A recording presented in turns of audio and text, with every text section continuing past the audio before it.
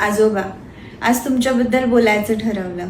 समजत नाहीये कुठून सुरू करू. तुम्ही दिलेल्या त्या टोपण नावांवरनं, मग ते अनिरुद्ध दादाला निल्या असू दे, दादाला बगल्या असू दे, गौरीला नमुन्या असू दे, नेहाला छम्मक छल्ल असू दे किंवा मला आण्या असू दे, आज ती सगळी नावं मला माझ्या कानात ऐकू येतात. की जेव्हापासून तुम्ही माझे सगळे हट्ट पुरवायला लागले. मी शाळेत जाणार नाही, मला कॉलेजला जायचे म्हणून हट्ट करायची. तुम्ही मला रेडी करायचे, मला समजून सांगायचे आणि परत मला त्या शाळेत पाठवायचे आणि मीही हसत परत शाळेत जायची. तेव्हा मला कदाचित नाही समजलं, पण आज समजतंय की तुम्ही मला फक्त शाळेत नव्हते पाठवत, तर तुम्ही मला आयुष्याच्या रस्त्यावर नीट पाठवत होते. दर दिवाळीला माझ्याकडनं जे आजोबा तेल मालिश करून घ्यायचे, तेच आजीवर अभ्यंग स्नानाच्या दिवशी ज्यावेळी ती उटणं लावायला यायची त्यावेळी ओरडायचे. ते तुमचं दरवर्षीचं भांडण बघून खूप हसू यायचं, खूप मजा यायची. पूर्ण वातावरणच प्रसन्न होऊन जायचं. एखाद्या वेळी तुम्ही आजीवर ओरडले नाही, तर यावेळी का नाही ओरडले असा मला प्रश्न पडायचा. भले ते एक तुमचं भांडण होतं, पण त्यातही प्रेम होतं. तुम्हाला आठवतंय का, एकदा मला दादाने पाडलं होतं. माझ्या डोक्याला दगड लागला होता आणि खूप रक्त वाहत होतं. त्यावेळी मी फक्त मला आजोबा पाहिजे हेच म्हणत होते.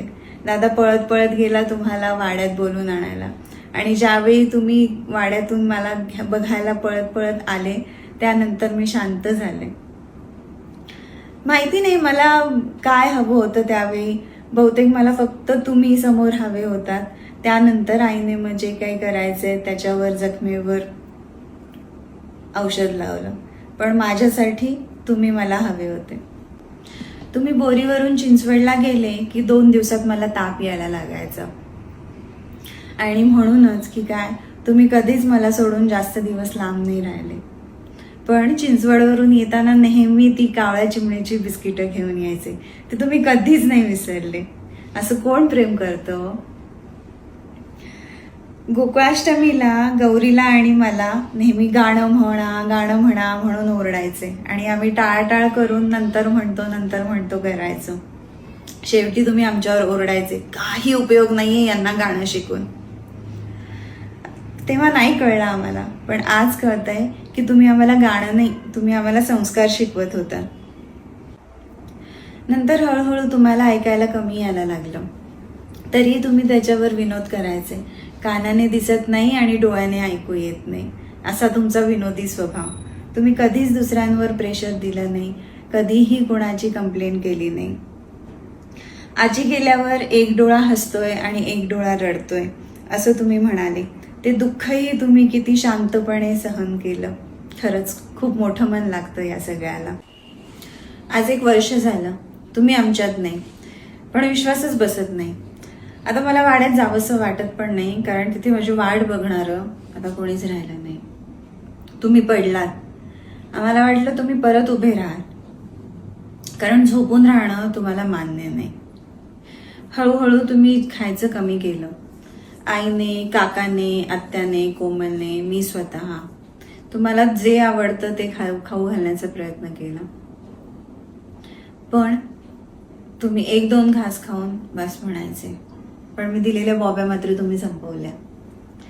माहिती नाही, कदाचित तुम्ही त्यात प्रेमच बघितलं असेल, म्हणूनच तुम्ही ते सगळ्या बॉब्या संपवल्या. हळूहळू तुम्हाला जेवायचा त्रास व्हायला लागला. आम्ही डॉक्टरांना दाखवलं. डॉक्टर म्हणाले काहीही प्रॉब्लेम नाहीये. आत्ता असं वाटतंय की तुम्ही हळूहळू आम्हाला सोडून जायचं ठरवलं होतं, पण ते कदाचित आम्हाला कळलंच नाही. असे आमचे आजोबा, खूप स्वाभिमानी, खूप प्रेमळ, सगळ्यांची खूप काळजी घेणारे, सगळ्यांना मदत करणारे, वाईट परिस्थितीला धीराने सामोरे जाणारे, नातवंडांवर जीव ओवाळून टाकणारे आणि एक एक नातं खंबीरपणे जपणारे. आम्ही खूप खूप प्रयत्न केले आजोबा तुम्हाला परत घेऊन यायचं, पण नशिबाचा खेळ. पण एक गोष्ट निश्चित आहे, आम्ही खूप नशीबवान आहोत की आम्हाला तुमच्यासारखे आजोबा मिळाले, ज्यांनी आम्हाला घडवलं. आज जर हे तुम्ही सगळं ऐकत असाल तर तुम्ही पुन्हा तेच म्हणाल, हे काहीतरीच बडबड करते. पण मला माहिती आहे आतून तुम्हाला पण खूप छान वाटत असेल. थांबते आता, पण त्याच्या आधी शेवटचं इतकंच म्हणते, तुमचा असाच आशीर्वाद आमच्यासोबत राहू द्या. तुम्ही आजीकडे पोहोचलात, आजीलाही सांगा की असाच आजीचा आशीर्वाद आमच्यावर नेहमीप्रमाणे राहू दे. आमच्या काही चुका असतील तर पोटात घ्या, आम्हाला माफ करा आणि असाच आशीर्वाद राहू दे.